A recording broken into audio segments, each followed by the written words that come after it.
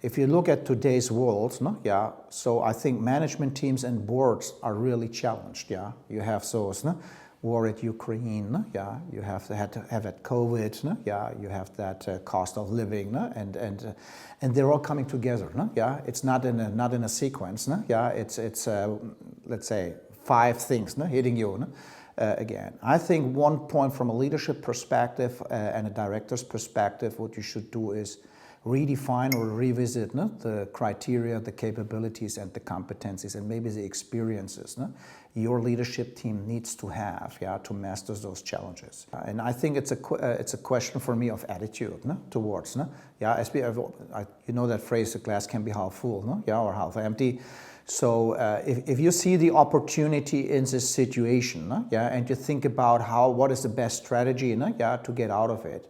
And if you are starting to become passionate about what you're doing and see the excitement of doing those things very fast, because the one interesting factor I have felt, let's say I've gone through various crises in companies is, let's say as a leader, if you are the center point of let's say orientation, the people will follow. It's much easier to change organizations during a crisis, because they're looking for leadership, then let's say when everybody is sitting in a whirlpool and the water is bubbling, so to say. So what about I look for is having someone who has, let's say, the level of intelligence to understand what's really going on, which can build a great plan, how to overcome those situations, which has a strong bias for execution, who has the capability can take his staff with him, So he needs to be a person, not just, step aside, I will do it, He needs to, let's say, lead through others, in this context. And finally, he needs to have the sense of urgency, and speed, to get that done fast.